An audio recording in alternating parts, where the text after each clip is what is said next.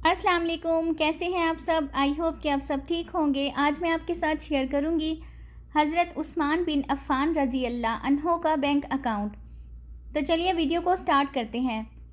یہ بات جان کر آپ کو ضرور حیرت ہوگی کہ مدینہ منورہ میں آج بھی حضرت عثمان بن عفان رضی اللہ عنہ کی جائیداد رجسٹرڈ ہے، اور آج بھی حضرت عثمان بن عفان کے نام پر بجلی اور پانی کا بل آتا ہے۔ نبوت کے 13ویں سال جب مسلمان ہجرت کر کے مدینہ منورہ پہنچے تو وہاں پانی کی بہت قلت تھی۔ مدینہ منورہ میں ایک یہودی کا کنواں تھا جو مسلمانوں کو پانی مہنگے داموں فروخت کرتا تھا۔ اس کنویں کا نام بئر رومہ تھا۔ وہاں ان حالات سے لوگ پریشان ہو کر نبی پاک صلی اللہ علیہ وآلہ وسلم سے شکایت کرنے لگے اور اپنی پریشانی سے آگاہ کیا۔ اللہ کے نبی حضرت محمد مصطفیٰ صلی اللہ علیہ وآلہ وسلم نے فرمایا، کون ہے جو یہ کنواں خریدے اور مسلمانوں کے لیے وقف کر دے؟ ایسا کرنے پر اللہ سبحانہ و تعالیٰ جنت میں اسے چشمہ عطا کریں گے۔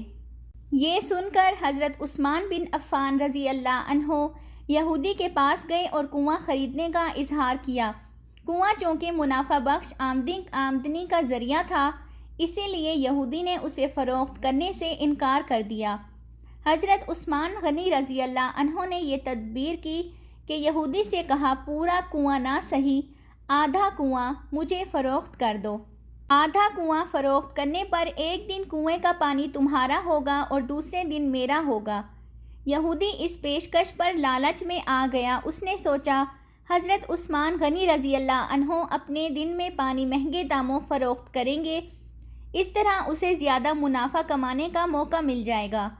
چنانچہ اس نے آدھا کنواں حضرت عثمان بن عفان رضی اللہ عنہ کو فروخت کر دیا۔ سیدنا عثمان رضی اللہ عنہ نے وہ کنواں خرید کر اللہ کی راہ میں وقف کر دیا۔ اپنے دن میں مسلمانوں کو مفت پانی لینے کی اجازت دے دی۔ لوگ مفت پانی حاصل کرنے لگے اور اگلے دن کے لیے بھی ذخیرہ کر لیتے۔ یہودی کے دن کوئی بھی پانی خریدنے نہ جاتا۔ یہودی نے جب یہ سب دیکھا کہ اس کی تجارت ختم ہو گئی ہے تو اس نے حضرت عثمان رضی اللہ عنہ سے باقی آدھا کنواں بیچنے کی پیشکش کر دی۔ اس پر حضرت عثمان غنی رضی اللہ عنہ راضی ہو گئے اور کم و بیش 35,000 درہم میں پورا کنواں خرید کر مسلمانوں میں ہمیشہ کے لیے وقف کر دیا۔ اس دوران ایک مالدار آدمی نے وہ کنواں دگنی قیمت پر خریدنے کی پیشکش کی حضرت عثمان غنی رضی اللہ عنہ کو، لیکن حضرت عثمان غنی رضی اللہ عنہ نے فرمایا، مجھے اس سے زیادہ کی پیشکش ہے۔ اس شخص نے کہا، میں آپ کو 3 گنا دوں گا۔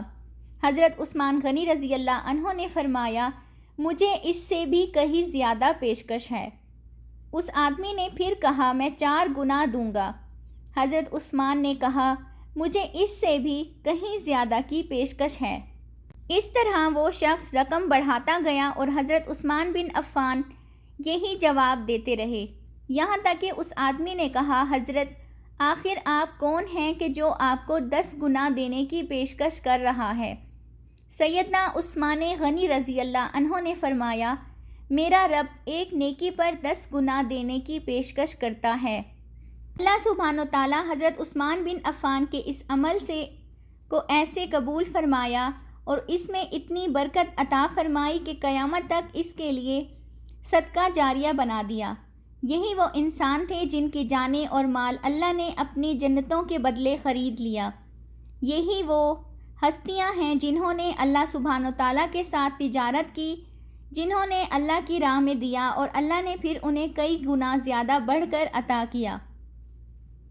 اور یہ جگہ حضرت عثمان بن عفان کے نام سے رجسٹرڈ ہو گئی، یہاں تک کہ کھجوریں بازار میں فروخت ہوتی، اس سے حاصل ہونے والی آمدنی سیدنا عثمان کے نام میں جمع ہو جاتی، ان کے بینک اکاؤنٹ میں جمع کروا دی جاتی۔